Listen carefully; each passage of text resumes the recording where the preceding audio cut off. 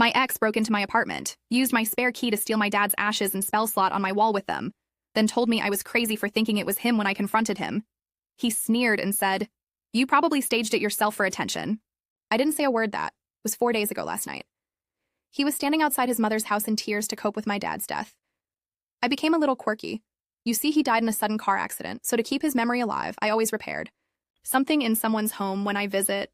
I know it sounds a little weird, but my dad was a handyman. When you fix a home, you fix a heart. He'd always say I was like Bob the Builder, except a girl and 10 times hotter. JK lol. So when I first met my boyfriend's roommates, I brought my toolbox up. Until this point, we had been dating for 3 years. I had never gone over to his place because one of his roommates was a DJ, and I get overstimulated pretty easily, but now that friend had finally moved out, so the first time I came over, I fixed the wobbly table in the kitchen, and I knew I had gotten on his roommate's good side when they all agreed that I was a keeper. Friday became our assigned date day, and every week I fixed something small, the couch leg. That was a little shorter than the others, reattached a broken door handle, and remounted a curtain rod that was hanging on by a thread. And I guess my boyfriend already explained the reasoning behind it because they never asked, but they sure as heck thanked me for it, sometimes in the form of a home-cooked meal, other times in the form of letting me go on aux whilst knowing that I'm unapologetically a Taylor Swift girl.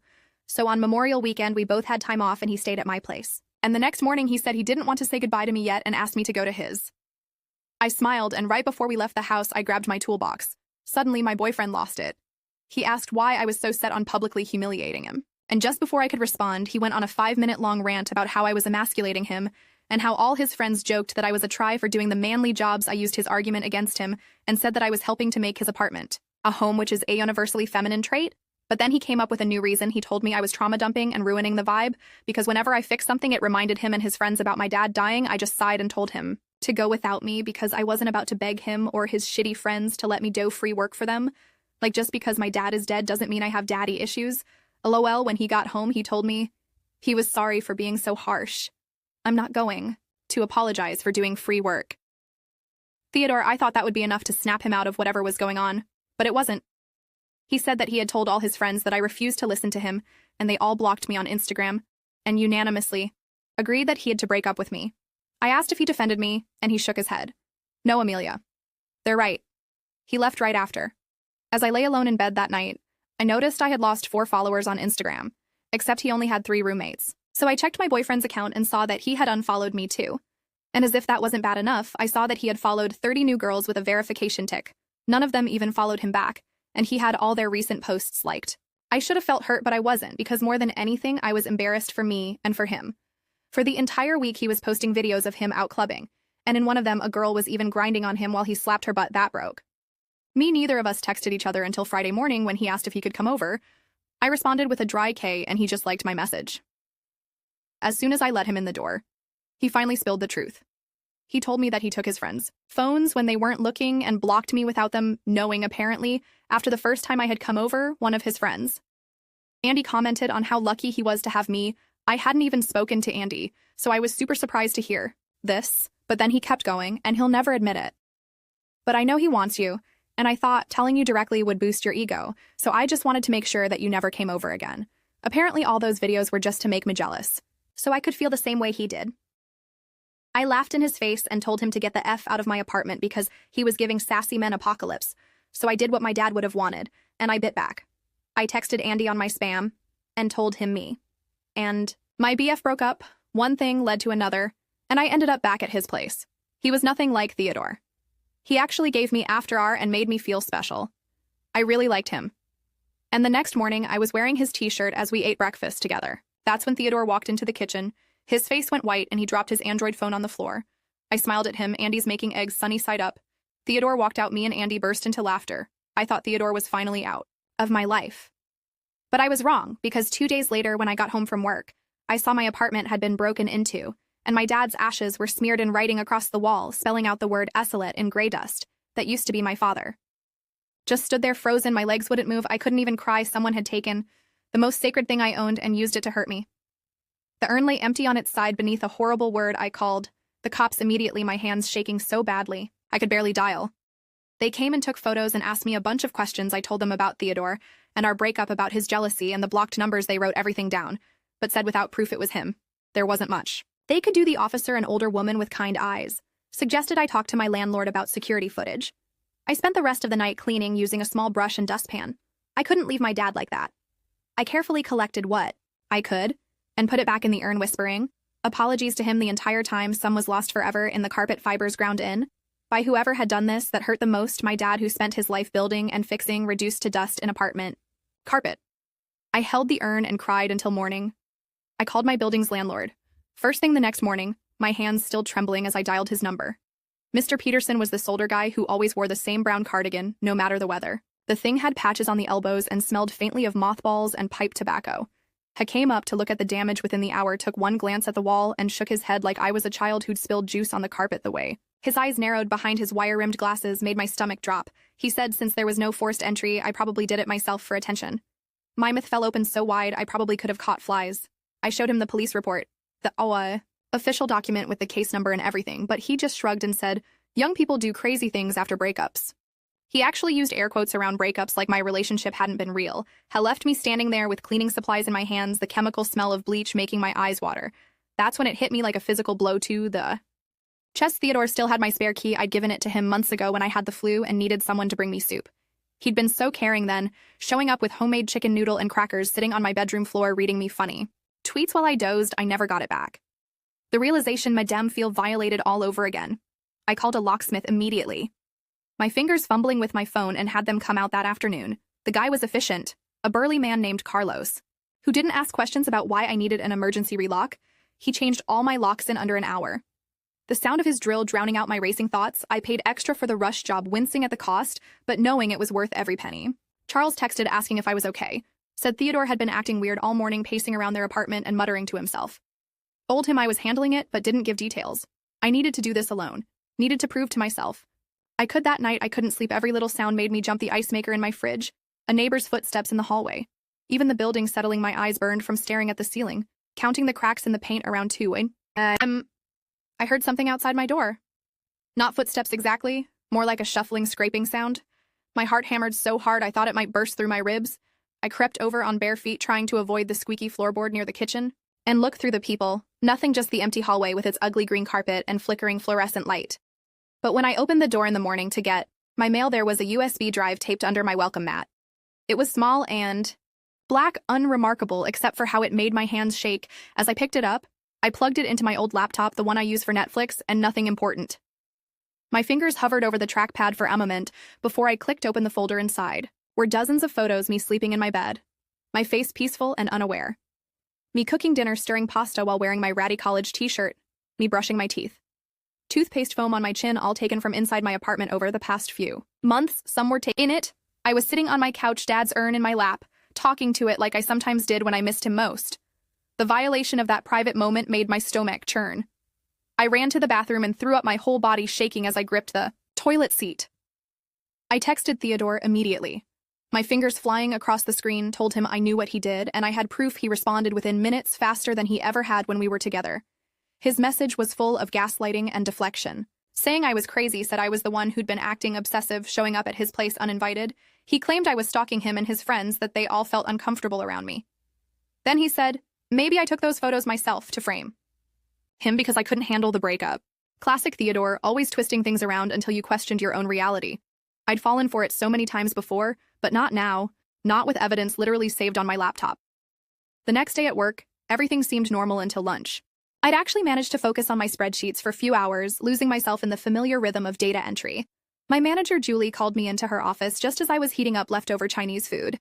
Someone had filed an anonymous complaint about me, said I was stealing company time and acting unprofessionally. The words hit me like ice water. My access badge was temporarily suspended pending investigation. Julie looked uncomfortable as she explained, fidgeting with her pen and avoiding eye contact. She said it came through an unusual channel, not the normal HR process. The complaint had been slipped under her door that morning, typed and unsigned. I asked who filed it, but she couldn't say company policy. She mumbled, though I could tell she thought something was off too. I sat in my car for 20 minutes just breathing, watching people come and go from the building where I'd worked for 3 years without a single complaint.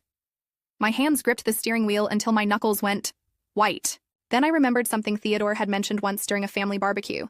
His cousin Grace worked at my company, not in HR but on the facilities team. The same team that managed building access and security badges. The same team that would know how to bypass normal complaint procedures. Pulled up LinkedIn on my phone, my battery already low from stress. Scrolling there she was, Grace Morrison, Facilities Coordinator. Her profile photo showed her at what looked like Theodore's birthday party last year. The pieces clicked together with sickening clarity. I started documenting everything with obsessive detail, created a folder on my phone with screenshots, timestamps, photos of the USB, the police report, everything. I organized it by date and type of incident, creating a timeline that showed the escalation clearly. That afternoon, I installed a Ring camera, the best model they had at Best Buy. The salesperson tried to upsell me on a whole security system, but I just needed to see who came to my door. The setup was easy, took maybe 15 minutes, including the time to download the app and create an account. I also ordered a camera for inside my apartment, one of those nanny cam things that looks like a clock. It would arrive in 2 days, but I wished I had it now. That very night, my Ring app sent an alert: motion detected at 11:47 p.m. My heart raced as I opened the live feed, and there was Theodore wearing a delivery driver vest that looked hastily thrown on over his regular clothes. He was holding a package, but something about how he held it seemed off, like it was empty. Knocked and called out that he had an Amazon delivery. His voice pitched higher than normal. I didn't order anything. I watched him stand there for 5 minutes, knocking repeatedly, each knock getting louder and more insistent. His face cycled through expressions: fake concern, frustration, then anger, finally building. Security showed up through the camera's audio. I heard Theodore tell them he was just trying to deliver a package. His lies came so easily, so naturally, when they asked for his delivery ID. He fumbled, then said he was actually just trying to return something I'd left at his place. They told him to leave, but didn't file any report. I watched him argue with them for another few minutes before he finally left, but not before he looked directly at my camera and smirked. That smirk said everything he knew I was watching, and he wanted me to know he knew. I felt so powerless, like I was drowning in my own apartment. The security guards clearly didn't take it seriously. Probably thought it was just relationship drama. The police couldn't do anything without more proof of immediate danger. My job was on the line for reasons I couldn't even properly defend against. I was exhausted from not sleeping, from jumping at every sound, from checking my Ring app every 5 minutes. Dark circles had formed under my eyes, and I'd lost 5 lbs from forgetting to eat. Charles invited me to stay at his place for a few days. His text was sweet, saying he had an extra toothbrush and would make me breakfast. I hesitated, not wanting to bring my drama into his space, but finally agreed. The thought of another sleepless night alone was unbearable. I packed a bag with shaking hands and my dad's urn carefully wrapped in a soft towel I'd bought specifically for moving it. Charles's place felt different without Theodore there, quieter, calmer, like the very walls had relaxed. The usual mess of Theodore's belongings wasn't scattered. Everywhere Charles made me dinner, this simple chicken stir-fry that somehow tasted amazing after days of barely eating. He'd even remembered I didn't like bell peppers and picked them all out. We watched a movie on his couch, some mindless comedy that actually made me laugh. He held my hand during the scary preview before the movie, and I actually felt myself relax for the first time in days. His thumb traced small circles on my palm, and I let myself believe everything would be okay that night. I slept better than I had all week, feeling safe with someone else in the apartment. But something shifted over the next few days.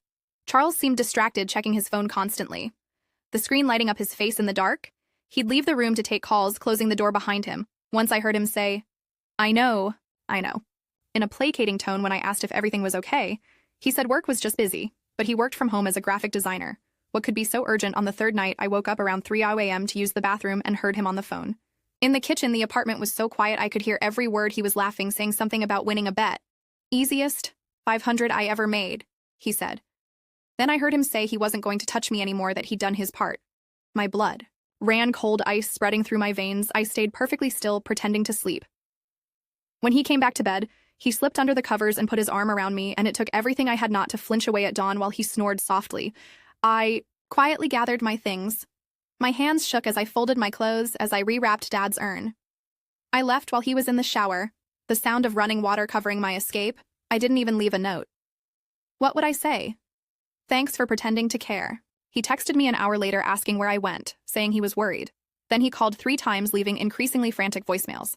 I didn't answer. Instead, I did something I should have done earlier. I checked his Venmo, remembering how he'd made a big show of his transactions being public because he had nothing to hide there. It was from 2 days ago, a payment from Theodore for $500. The memo said, "Loyalty always wins." With a handshake emoji, I screenshotted it, immediately adding it to my evidence folder.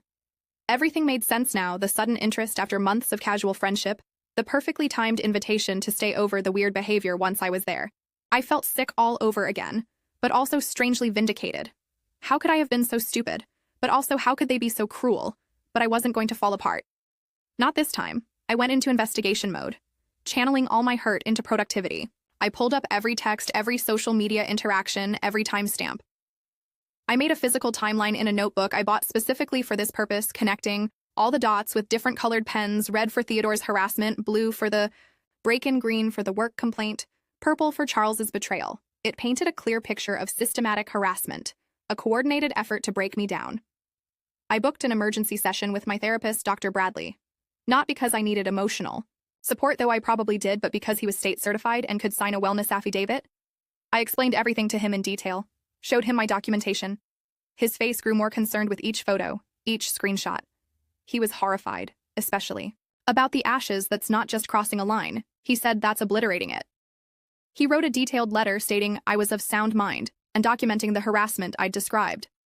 The letter was 3 pages long and included his professional opinion that I was experiencing targeted harassment, armed with a letter and my evidence folder. I went straight to my company's main office downtown, not to Julie but to her boss, the department head, Roy. I'd only met him once at the holiday party, but I remembered he'd seemed fair. I laid everything out on his desk methodically. The complaint timeline showing it came right after I'd changed my locks. Grace's LinkedIn showing her connection to Theodore, the photos from the USB, the police report Roy's face got more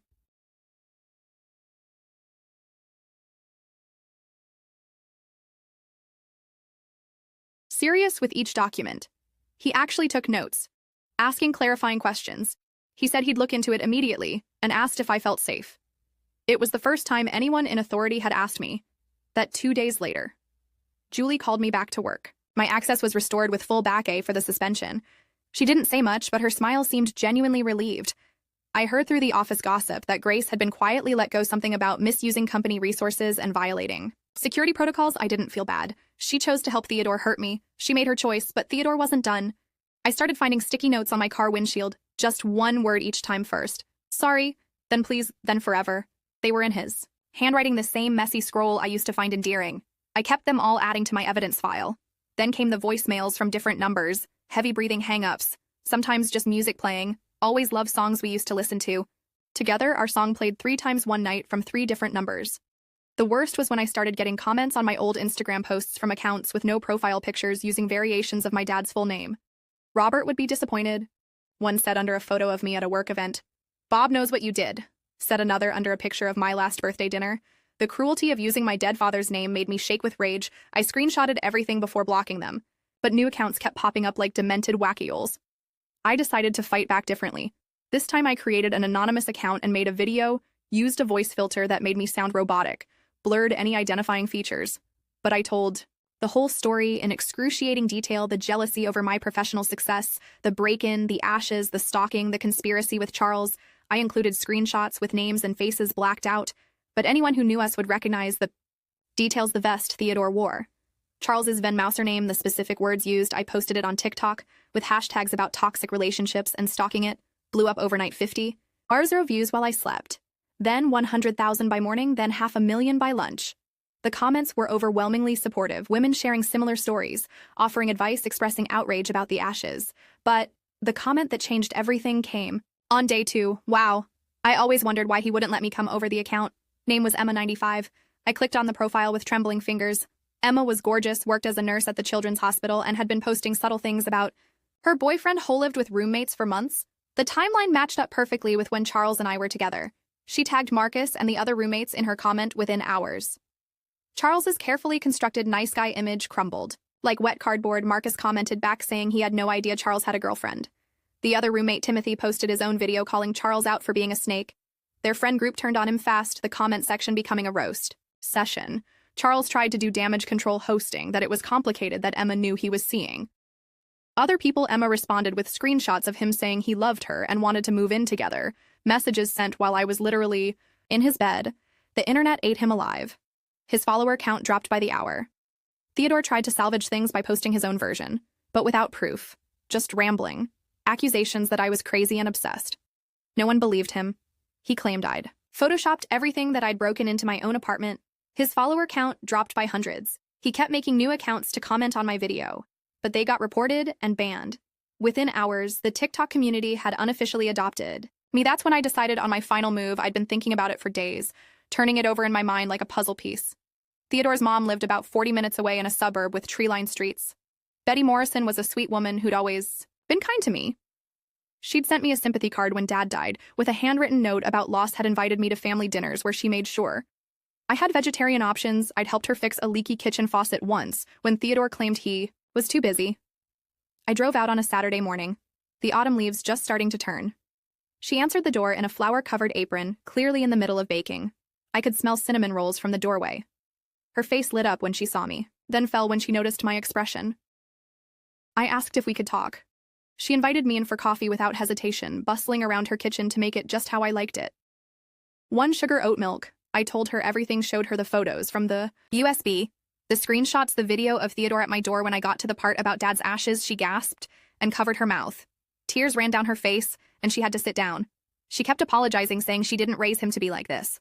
I told her it wasn't her fault, and I meant it. Then she told me something that explained a lot. She'd been paying Theodore's rent since he graduated, $800 a month for 4 years. He told her he was saving up to buy a place, that startup life was tough. She'd believed him, wanted to help her only son. She'd sacrificed her retirement savings to support him, had taken extra shifts at the hospital where she worked as an administrator. She had no idea he was spending money on clubs and trying to impress Instagram models, with bottle service he couldn't afford. She asked to keep some of the evidence. I gave her copies of everything. When I left, she hugged me tight and whispered that she was sorry about my dad, that he'd be proud of how strong I was. I cried the whole drive home, finally letting myself feel the grief of everything I'd lost the next week. Theodore's Instagram stories stopped. No more club videos, no more thirst traps, no more photos of expensive dinners. Then his account went private through mutual friends. I heard he'd had to move back home. His mom had cut him off completely. He was working at a grocery store, the same one where we'd shopped together, living in his childhood bedroom with superhero posters still on the walls. I decided it was time for a fresh start. I deleted all my social media except LinkedIn, changed my phone number, found a new apartment 2 neighborhoods over. It was smaller but had better security, a doorman and cameras in every hallway. When I got the keys, I stood in the empty space and whispered Dad's favorite phrase, when you fix a home, you fix a heart. I spent the next month making it mine. Fixed a squeaky cabinet door that the super said wasn't worth bothering with. Installed better lighting in the bathroom, so I could actually see to do my makeup, painted the walls a soft blue that reminded me of the ocean. Each repair felt like reclaiming a piece of myself. I even hung a small shelf specifically for Dad's urn where the morning light would hit it. Just right? I bought a small succulent to keep it company. 2 months later, I was at the grocery store buying ingredients for dinner. I'd gotten into cooking more, finding it therapeutic.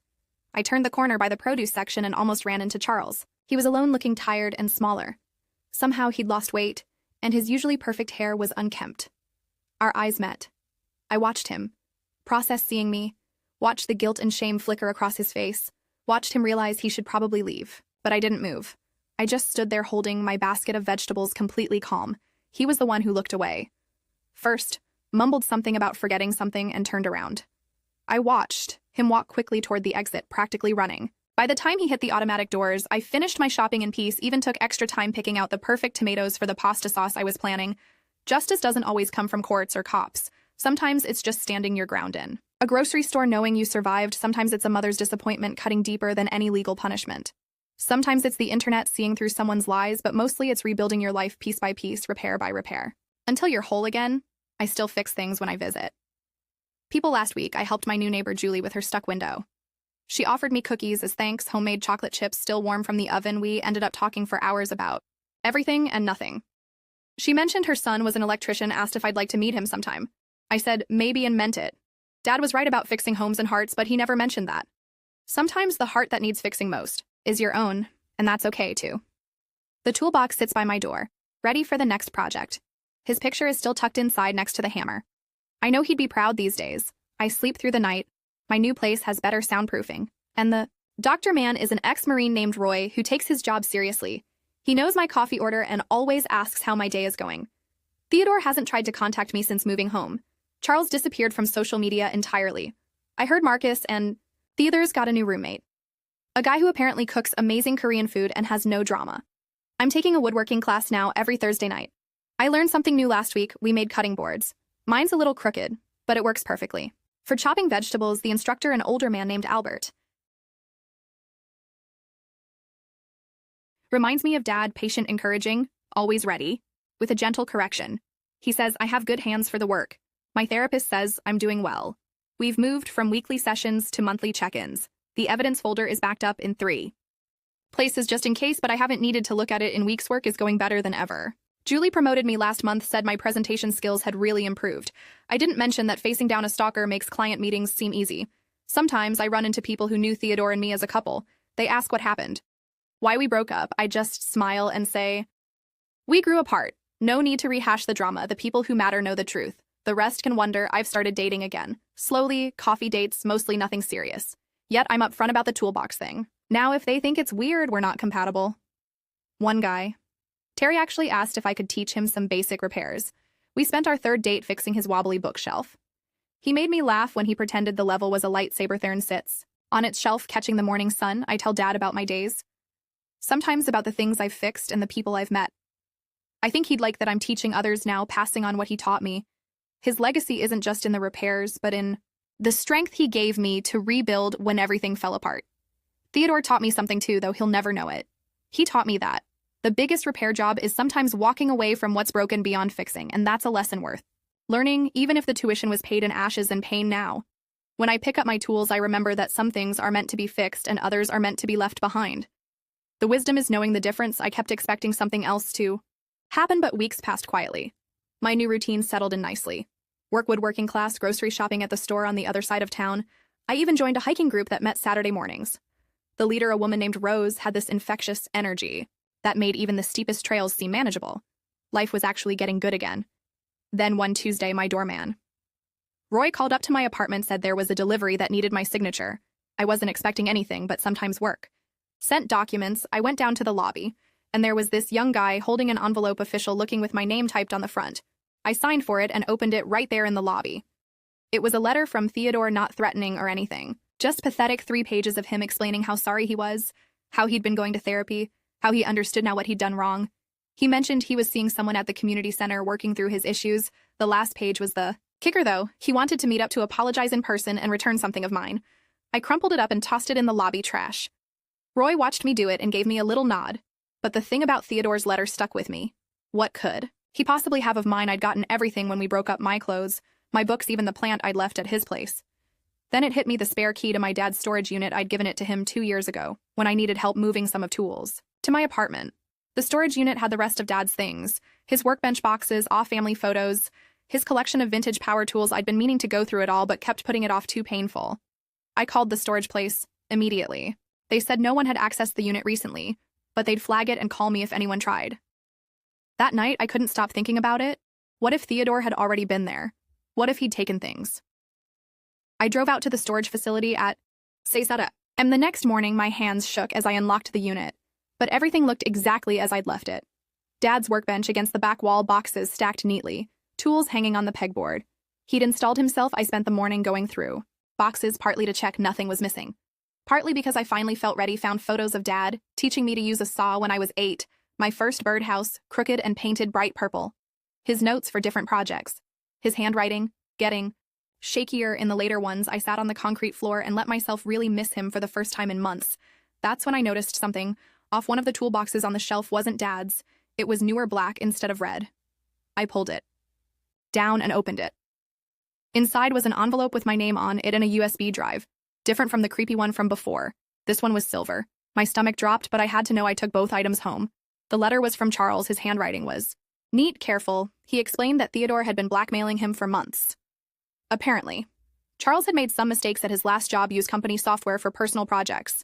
Nothing major, but enough to get him fired if it came out. Theodore found out somehow and held it over him. The whole thing with me was Theodore's idea. Charles swore he actually did like me, that the money was just Theodore's way of making it seem transactional. The USB had proof screenshots of Theodore's threats, recorded phone calls where Theodore laid out exactly what Charles had to do: get close to me, make me trust him, then pull away, make me feel crazy and alone. Their recordings were dated starting a month before Theodore and I even broke up. He'd been planning it that long. I didn't know what to do with this information. Part of me wanted to feel bad for Charles, but I couldn't. He still chose to hurt me. He could have told me the truth, could have refused, could have done literally anything else, but he chose to play along. I added the files to my evidence folder and tried to move on the next week. Theodore showed up at my work, just standing outside the building when I left for lunch. He looked terrible, thinner, older.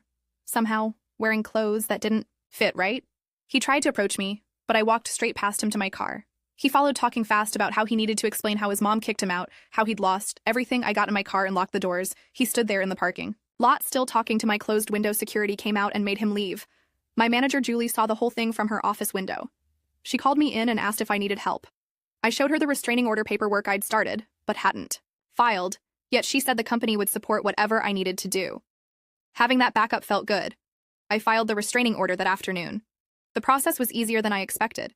The judge looked at my evidence folder, now thick as a phone book, and granted it immediately. Theodore would be served within 48 hours. He couldn't come within 500 ft of me, my home, or my work. It felt like a weight lifting off my shoulders. But Theodore had one more card to play that weekend. I got a call from the storage facility. Someone had tried to access my unit with a key. They'd been turned away because of the flag on the account, but the security guard got a good look at him. It was Theodore. He'd apparently made a copy of the key before giving it back.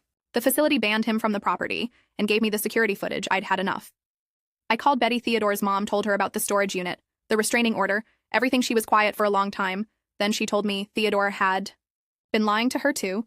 He wasn't in therapy. He wasn't working on himself. He'd been using her computer to create fake social media accounts, still trying to track me online. She'd caught him the night before. She asked if she could come over.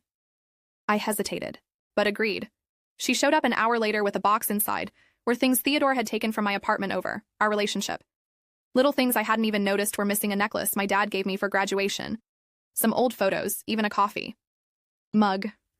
It thought I'd lost. She'd found them hidden in Theodore's room. Betty cried as she handed them over. Said she was failing as a mother. I told her she wasn't responsible for his choices. She'd raised him right, he just chose to go wrong. She said she was sending him to stay with his uncle in another state. The uncle was a former Marine who ran a ranch. No internet, no social media, just hard work and accountability. Theodore was leaving in 2 days whether he wanted to or not. I never saw Theodore again after that. Betty texted me when he was gone, said he'd fought it but eventually got in the car. She apologized one more time and said she understood. If I never wanted to hear from her again, I told her. Maybe someday we could get coffee. But not yet. She said she'd wait. Charles tried reaching out once more, a long email about how sorry he was. I didn't respond, just forwarded it to my lawyer in case I needed it. Later, he mentioned he was moving to another city, starting fresh. Good for him. I guess Marcus reached out too. But just to say he was sorry, he hadn't seen what was happening. He seemed genuine. But I wasn't ready for any connections to that old life. My new life kept getting better. The woodworking class turned into a real hobby. I made a jewelry box for Rose from hiking group, and she loved it so much she commissioned me to make another for her sister word spread, and soon I had a little side business going. Nothing major, just custom pieces here and there. It felt good to create things to build, instead of just repair. Terry from the coffee dates became a regular thing. Nothing serious at first, just someone to see movies with and try new restaurants. He never pushed, never asked too many questions about my past. When I finally told him the whole story, he just held my hand and said, Theodore was an idiot. He asked if he could see the restraining order, not because he didn't believe me, but because he wanted to know what Theodore looked like just in case I ever run into him. He said it was weirdly sweet. 6 months after everything went down, I finally felt ready to really go through Dad's storage unit. Terry offered to help. And I accepted. We spent a whole Saturday sorting through boxes, organizing tools, deciding what to keep and what to donate. I kept the vintage stuff and anything with memories attached. The rest went to a vocational school that taught kids. Trades. Dad would have liked that. At the bottom of one box, I found something that made me stop. Dad's first toolbox, the one he'd had since before I was born inside, was a note in his handwriting for my little fixer. Keep building, keep repairing, keep making the world better, one project at a time. Love, Dad. It was dated just a week before he died. Terry found me crying over it and just sat with me until I was ready to keep going. I had the note framed and hung it in my workshop. Yeah, I have a workshop. Now just a corner of my apartment. But it's mine. The jewelry box business grew enough that I needed proper space to work. My bench is set up by the window where the light is best. Dad's vintage tools hang on the wall, mixed with new ones I've bought. Myself, the restraining order is still active, but I don't think about it much anymore. Theodore's social media stays dark. I heard through the grapevine that he's still at his uncle's ranch, actually. Working now, maybe he'll figure himself out, maybe not my problem anymore. Charles disappeared completely, even Marcus lost track of him better that way. Betty and I did eventually get that coffee, took almost a year. But one day I felt ready. We met at a neutral place, talked for 2 hours, she showed me pictures of the ranch, Theodore actually working with his hands. For once, she didn't ask for forgiveness or try to excuse what he did. Just wanted me to know she was proud of how I'd handled everything. We text occasionally now, nothing deep, just holiday greetings and the occasional update. My evidence folder, it's in a safety deposit box. Now haven't needed to look at it in months, but it's there if I ever do. The lawyer said the restraining order could be extended, indefinitely if needed for, now the original term is enough. Theodore knows to stay away and that's all I need. Work promoted me again last month, senior position, my own office with a window. Julie jokes that I'm gunning for her job, maybe someday. For now, I'm happy where I'm. The hiking group became a real friend group. We do dinners now too. Game nights at each other's places, normal stuff that feels extraordinary after everything. Terry and I made it official a few weeks ago. Nothing fancy, just decided we were done pretending. We weren't serious. He has a key to my place now, knows the doorman by name. Roy approves, told me Terry seems like good people. He even started learning woodworking so we could do projects together. His first cutting board was worse than mine, which made me stupidly happy. I still carry Dad's toolbox when I visit friends, fixed Rose's kitchen drawer last week. Helped another friend install shelves. Nobody thinks it's weird anymore, it's just what I do. Terry calls me the friend. Everyone wants to. Have I fixed things he cooks, amazing food, we make a good team. The urn still sits on its shelf, but it doesn't feel as heavy anymore. I tell Dad about the good stuff now, about the business, about Terry, about how I'm teaching a neighbor's kid basic repairs. She's 12 and reminds me of myself at that age, eager to learn, not afraid to get her hands dirty. Her mom says she talks about our lessons all week. Last month, I made my first real furniture piece, a bookshelf for my apartment designed from scratch. It's not perfect. One shelf is slightly crooked, but it's mine. Built with my hands, my tools, my vision. Terry helped me carry it up to the apartment, and we loaded it with books that night. It felt like the last piece of reclaiming my space sometimes. I think about what would have happened if I'd never brought my toolbox to Theodore's place, if I'd just been a normal girlfriend who showed up empty-handed. But then I wouldn't have learned how strong I could be, wouldn't have found out who really had my back, wouldn't have ended up here. Building a life I actually love. The anniversary of Dad's death came and went last week. I spent it in the workshop making a picture frame for that photo of us building my first birdhouse. Terry brought me lunch, sat with me while I worked, didn't try to make it better, just kept me company that night. We had dinner with my mom, told stories about Dad, good ones, funny ones, the kind that make you laugh while you cry. Betty sent a card. Simple, just thinking of you today. I appreciated that she remembered. She included a photo of Theodore actually smiling while fixing a fence. First genuine smile I'd seen from him in years. Maybe the ranch is doing him good. Maybe not. Either way, he's staying there and I'm staying here. And that's how it should be. My life isn't perfect now. Still have bad days still. Sometimes check my Ring camera too many times, but mostly I'm good. Better than good. I'm building something real, something solid. One repair at a time, one project at a time. Dad would be proud. Hell, I'm proud. The toolbox sits by my door ready for the next adventure tonight. It's dinner at Rose's place. Her garbage disposal is making weird noises. Terry's bringing dessert. I'm bringing solutions. It's a good system, a good life. And I built it myself with my own 2 hands. When you fix a home, you fix a heart. Dad was